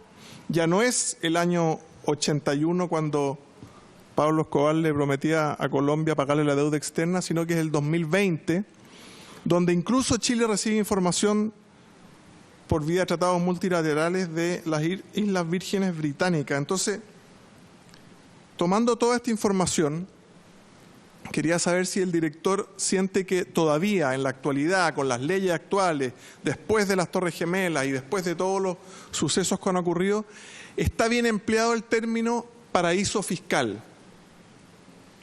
para nombrar estos países. Para los que somos creyentes, paraíso puede ser un lugar de felicidad, de regocijo, donde no hay sed, calor, frío, hambre, donde ninguna de las necesidades físicas ni intelectuales dejan de ser satisfechas. Eso sería un paraíso, ¿cierto? ¿Está bien empleado o dado la transparencia, dado lo fuerte que Estados Unidos ha regulado estas cosas, dado lo fuerte que Inglaterra ha regulado estas cosas, dado los avances tecnológicos y también dado de lo que comenzó Javier Echeverría el año 2000 y ha seguido hasta hoy? En realidad la palabra técnica correcta para la gran mayoría de los casos sería quizás países de baja tributación. Y también, señor presidente, por su intermedio respecto a lo que decía el diputado Soto, señalando algunos comentarios de aritmética simple que había hecho el diputado Chalper. Si aquí lo que se trata para impuestos internos es cuando el dinero vuelve a Chile, cuando esa persona que lo invirtió afuera vuelve a Chile y ahí paga los impuestos. Por lo tanto, si el impuesto es 0, 1, 2 o 3% en ese país de baja tributación, a Chile lo que le importa es que tenemos un global complementario que en el caso nuestro llega hasta el 40% y cuando esa plata entre a Chile por cualquier vía va a tener que pagar los impuestos en Chile. Por lo tanto, obviamente lo que explicaba el diputado Chalper es que si hay menor crédito por lo pagado afuera, va a pagar más en Chile. Las preguntas han sido varias. Han sido el porcentaje de la parte por Internet, también si en su apreciación el término técnico debiera ser países de baja tributación y finalmente la última, usted hablaba de 3.700.000 declaraciones al año, ¿se refiere a personas naturales que hacen su global complementario o ahí están sumadas también las empresas? En Chile hay 3.700.000 individuos que pagan global complementario. Me gustaría saber ¿y cuántas empresas o si están incluidas ahí las empresas? Gracias, presidente. Bien, diputado Winter, por favor, quedan 14 minutos de sesión. Muchas gracias, por las preguntas muchas gracias, presidente. Responde el director de Impuestos Internos. Ha sido tan enriquecedora la presentación del director que da pie a un montón de consultas. La primera, usted ha señalado que en este caso usted de hecho no tuvo conocimiento de esta operación. Obviamente ahora tiene conocimiento de la operación porque está exponiendo acerca de ella en la comisión. Le quería preguntar cómo tomó conocimiento de esta operación, mediante qué mecanismo, mediante si hubo una información dentro del servicio, si lo supo a través de este medio de comunicación, como lo supimos mucho de aquí. Segundo lugar, muy específica, usted señaló, cuando hizo la narrativa de cómo ocurría esto, señaló muy acuiciosamente cómo era en general, pero muy prudente y escuetamente cómo había sido el caso en particular. Usted dijo que podía ser por mail o por reunión esta solicitud de rectificación. Quisiera saber si en este caso había sido por mail o por reunión. Tercera pregunta, ¿podemos saber quién fue la contraparte de Bancard Investment y Bancard Inversiones en esta situación? Cuarta, ¿cuántas veces ha rectificado Bancard? Cualquiera de las dos Bancard, la senior o la junior. Quinto, entiendo que hay un sumario, esta fue una información que proporcionó a la comisión el presidente interino, no sé cuál es el nombre específico, del diputado Melero, dice que hay un sumario por una eventual filtración al medio de prensa el desconcierto. Quisiera saber si eso es así. Sexta pregunta, quisiera preguntarle ¿con quién ha conversado de este caso? Porque justamente al ser persona políticamente expuesta, la que está aquí involucrada, es el jefe de Estado, que además es la persona que lo designa usted en su cargo, uno podría preguntarse si ha conversado con él, y eso se lo querría preguntar específicamente, si lo ha conversado con él, si lo ha conversado usted con su equipo, si se ha reunido a conversar, miren, tenemos que ir a la Cámara de Diputados a exponer, etcétera, ¿qué vamos a decir? Ya voy. El tiempo para responder, diputado. Si ha preguntado, si lo ha conversado termine con gente de Bancard y si lo ha conversado con el presidente de la República. Y lo último, mira, tengo varias preguntas más, se las voy a hacer llegar, pero usted dijo, cuando preguntamos este cruce informativo, ¿cómo hacía que alguien quedara seleccionado? El diputado Alessandri, con el micrófono apagado, dijo inconsistencia. Usted dijo después, no inconsistencia. lo explicó y después dijo diferencia y agregó inconsistencia. Le quería preguntar cuál es la inconsistencia o diferencia que hizo que Bancart fuera seleccionado para esta fiscalización. Y por último, si es que podría haber sido el caso por este mecanismo que Bancart no hubiese quedado seleccionado. Dicho en términos coloquiales, que fue cuestionado la semana pasada, que hubiese sido pillado. Y la última, con esto cierro, aquí se ha hecho una apología, no por usted, por cierto, sino que por el diputado Chalper, Alessandri Macaya, se ha hecho una apología a los paraísos fiscales, señalando inclusive que para el Estado era preferible que sus... voy a sacar de mi pregunta lo que acabo de decir para no generar controversia. Yo le quiero preguntar directamente como experto, ¿cuál es su opinión sobre los paraísos fiscales? ¿Se los recomienda a los contribuyentes? Bien. Señor diputado, prorrogo 5 minutos más para la respuesta. Prorrogado. Presidente. Diputado Alessandri, una precisión. Responde el señor Barraza. Bien. La versión taquigráfica, por favor, retírelo. Diputado Alessandri, una precisión y contesta al director. Muy corto. Sí, que se ha dicho en esta mesa 2 o 3 veces por distintos diputados, dirigiéndose al señor Barraza, que a usted lo nombraría al jefe de Estado, que usted lo nombraría al jefe de Estado como tirando un manto de duda. Yo creo que recordarle a las personas que nos están viendo que fue nombrado por una presidenta de un signo político, después ratificado por otro, por sus méritos, por su preparación, por su capacidad, y que no quepa duda que el Servicio de Impuestos Internos de Chile es a mi juicio, de la más total transparencia y deberá ser admirado por los chilenos. Gracias, diputado Alessandri. Diputado, señor Barraza, 10 segundos, diputado Chalper. Simplemente, presidente, para pedirle disculpas al director por 2 cosas. Lo primero es que porque el señor Soto, que lamentablemente aquí no está, dijo que su informe era poco adecuado porque a usted le agregaron antecedentes. Lo que pasa es que aquí en la Cámara a veces los datos duros y las normas no gustan mucho. Entonces, cuando se las ponen de manifiesto, algunos se ponen nerviosos. Y además se ha dicho que nosotros hemos hecho una apología a los paraísos fiscales porque acá cuando uno confronta la realidad con las consignas también se ponen nerviosos. Entonces, le pido disculpas por eso, por tener un nivel de debate a la altura de este Parlamento. Gracias, presidente. Muchas gracias, diputado Chalper. Señor Barraza, tiene usted exactamente 15 minutos para poder acomodar su intervención dentro de lo posible a las múltiples preguntas que se hicieron. Muchas gracias por su intervención, presidente. Respecto la primera pregunta del diputado Fran. ¿Qué tan masivos son este tipo o qué tan recurrentes son este tipo de declaraciones? Y aprovecho a anticiparme algunas de las preguntas que se señalaban más adelante también. Los que declaran impuesto a la renta son 3,7 millones de contribuyentes. De ellos, aproximadamente 3.200.000 son personas naturales y 500.000 son empresas. Esa es la distribución. Del total de los 3.700.000, el porcentaje que declara por Internet hoy día es el 99,97%. Para hacerlo más fácil, el año recién pasado, de los 3.700.000 contribuyentes, 8.000 declararon en papel. Todo el resto declaró por Internet. Por lo tanto, esto es muy masivo. Y junto con ello, el año recién pasado se hicieron 137.700 declaraciones rectificatorias también por Internet. O sea, de los 3.700.000 contribuyentes que declararon, rectificaron 137.700 contribuyentes, todos por Internet. Entonces, efectivamente, esto es muy masivo. Ahora, no tengo el dato exacto de cuántos son los que pagan por Internet. Pero podría ocurrir que el pago pueda, y puedo compartirle el dato, pero el pago podría ser que se haga de manera presencial. Ahora, como la política que nosotros traemos desde hace muchos años ya, incentivando el uso de la tecnología para efecto de resolver estas situaciones, yo he mostrado en la tabla que aun cuando se pague de manera presencial o de manera física a través de un cheque, de toda manera existe un porcentaje de condonación. La diferencia es que si es por Internet tiene un 10% más. Entonces, obviamente los contribuyentes están incentivados a usar el pago a través de Internet, ¿no? Porque eso les permite acceder automáticamente a una mayor condonación. Por otro lado,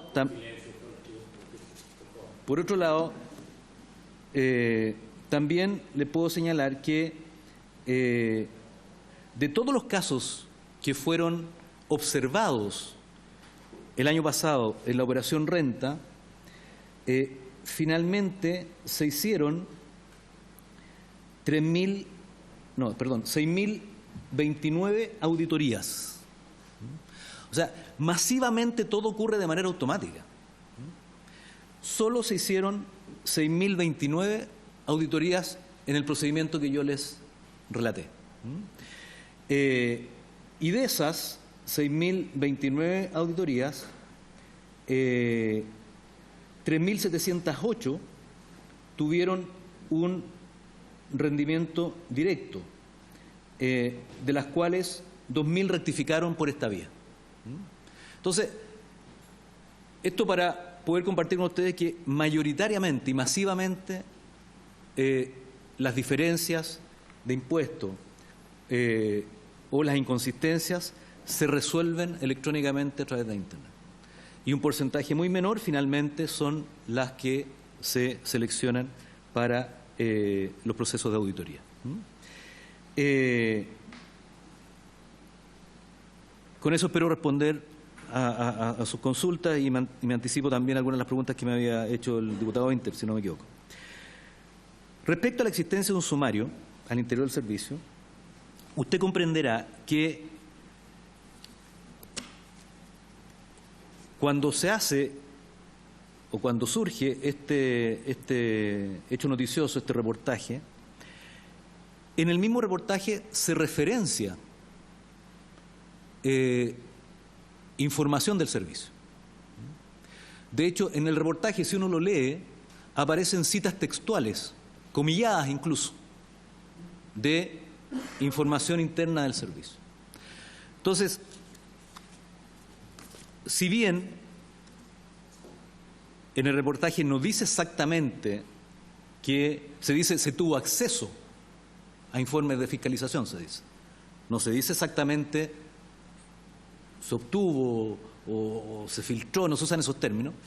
Entonces, obviamente, al ver en ese reportaje que habían citas textuales, incluso comilladas, de algún informe interno del servicio, que son informes que ocurren dentro del proceso de fiscalización, obviamente nosotros iniciamos una investigación sumaria.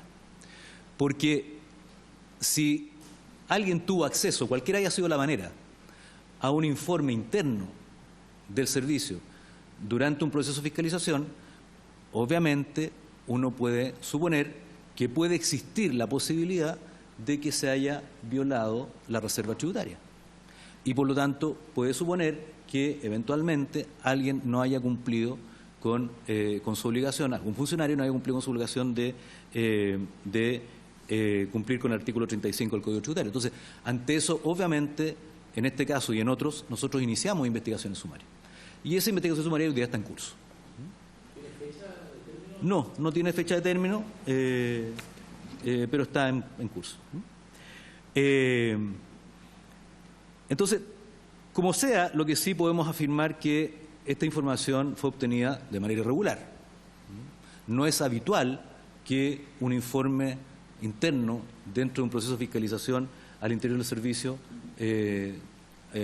tenga acceso terceros, precisamente porque el artículo 35 del Código Tributario obliga a que los servicios a que los funcionarios del servicio no podemos, incluido el director, develar información de la cual tiene conocimiento respecto a las rentas de un contribuyente y respecto a los procesos de fiscalización a los cuales son sometidos. Señor Barraza, que lo interrumpa. En la sesión anterior se insinuó que incluso el origen de esta información podría haber venido de personas ajenas al servicio de impuestos internos, de algunos de los sujetos de fiscalización, incluso se ironizó de alguna empresa relacionada. De acuerdo a lo que consigna el artículo, ¿usted cree o habría alguna factibilidad que la información que se comilla ahí, que se pone, pueda haber sido dada por alguien ajeno al servicio de impuestos internos o es imposible aquello? No lo sabemos, lamentablemente, no lo sabemos, ¿no? Es justamente lo que nosotros esperamos que el sumario pueda aclarar, ¿no? Bueno, por lo tanto, cuando existen este tipo de situaciones, obviamente nosotros tenemos que activar las investigaciones sumarias correspondientes, ¿no?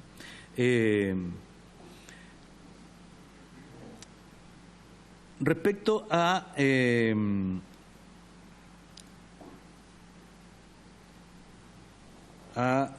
lo planteado por el diputado Soto.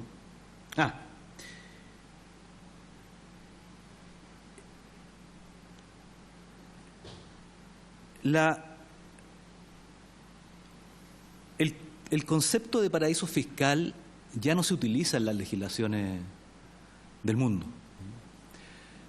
De hecho, la OCDE denomina a estos territorios como régimen de baja o nula tributación.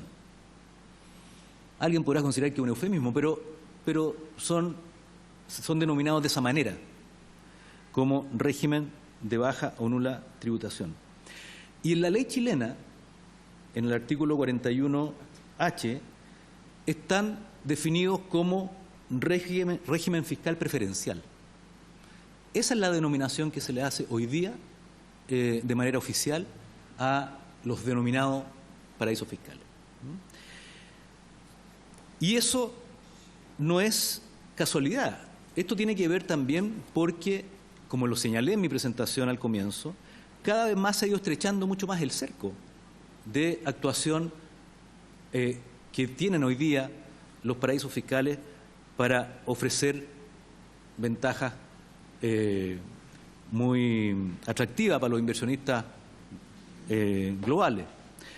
Entonces, como señalé también en mi presentación, hoy día la administración tributaria de todo el mundo tenemos mucho más acceso a información que antes no teníamos.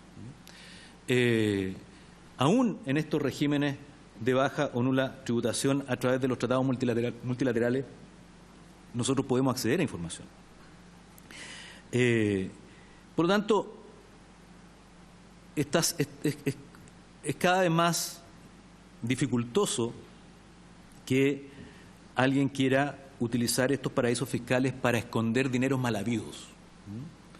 Yo diría que eso está siendo cada vez más difícil.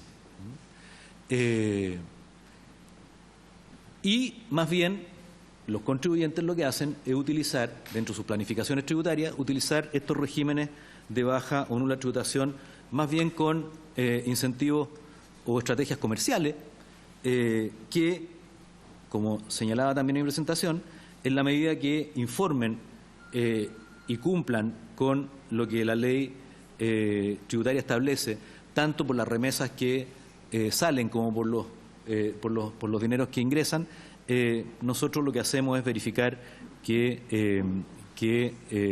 eso está correcto y que está bien declarado y que está bien, además, bien calificado. Entonces, desde esa perspectiva, y adelantándome también a algunas de las preguntas del diputado Winter, uno podrá tener alguna opinión o algún juicio de valor respecto a estos lugares, pero estrictamente desde lo que a nosotros nos corresponde, que es el análisis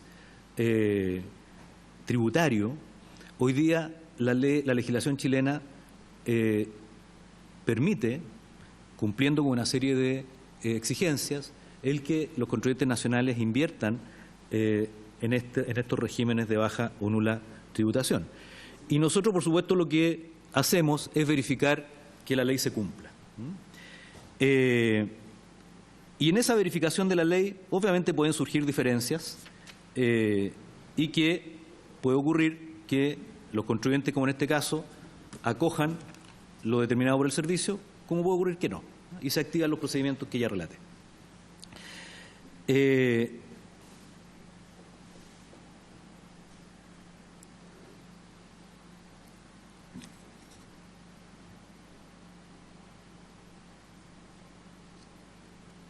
Con eso ya me estaba anticipando a lo consultado por el diputado Alessandri. respecto al si estaba bien utilizado el término paraíso fiscal. Y los 3,7 millones de contribuyentes, ¿cuánto eran empresas? Me parece que di cuenta de su pregunta. Respecto a las consultas del diputado Winter,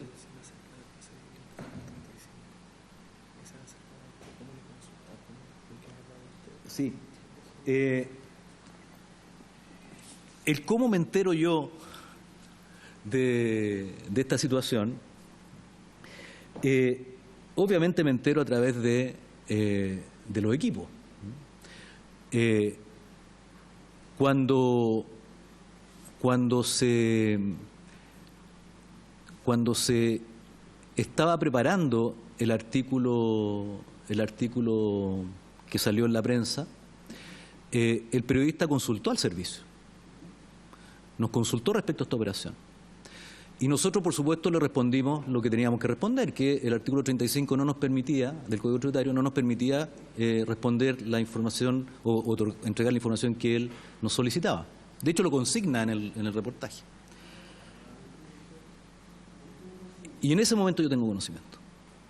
Y en ese momento, por supuesto, que solicito información, reúno a los equipos y obtengo toda la información de la cual una parte puedo compartir con ustedes.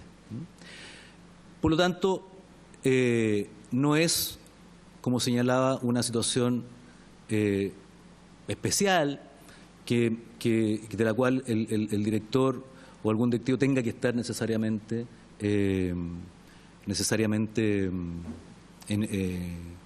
informado de la actuación de uno u otro contribuyente, como ocurre por lo demás en todos los casos. Ahora, asociado a esto,